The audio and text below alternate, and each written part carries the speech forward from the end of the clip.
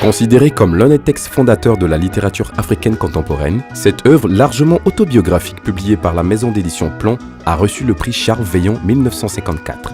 Nous sommes à Paris, en 1953. L'Enfant Noir est le premier roman de Camara Laye.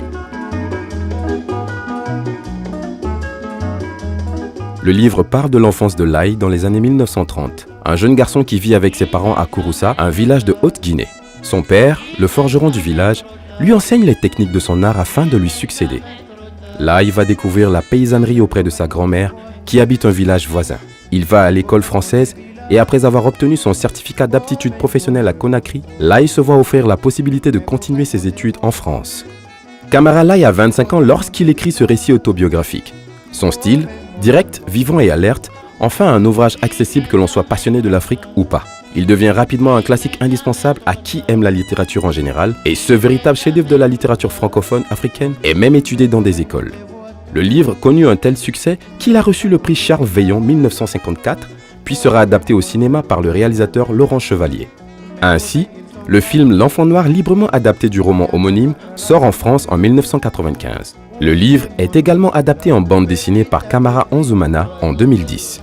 Né le 1er janvier 1928 à Kouroussa, un village de Haute-Guinée, à 15 ans, Camara Abdoulaye quitte sa famille pour Conakry pour des études d'enseignement technique à l'école de Georges Poiré. Après l'obtention de son CAP mécanique, Laye, boursier, convainc ses parents de le laisser aller en France pour y suivre ses études à l'école centrale d'ingénierie automobile à Argenteuil et obtient un certificat de mécanicien.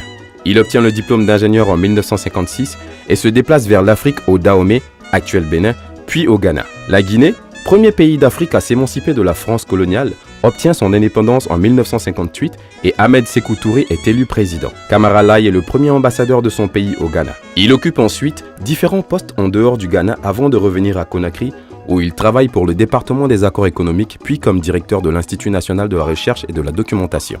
Camara Laye se trouve de plus en plus souvent en conflit avec les politiques du régime du président Ahmed Sékou Touré et il est emprisonné avant de s'enfuir avec sa famille en Côte d'Ivoire dans les années 60 avant de s'installer au Sénégal où il travaille pour l'Institut fondamental d'Afrique noire, IFAN, un institut de recherche basé à Dakar et qui a succédé à l'Institut français d'Afrique noire. Son livre est intemporel. Dans ce même registre, on trouve le livre Amkoulel, l'enfant Peul de Amadou Hampâté Bâ, paru en 1991, qui lui parle de son enfance au Mali. Le dernier livre de Camara Laye, Le Maître de la Parole, publié en 1978, est une transcription de l'épopée de Soundiata, une épopée orale consacrée à Soundiata Keïta, l'empereur Manding, mort en 1255. Camara Abdoulaye meurt le 4 février 1980 à Dakar.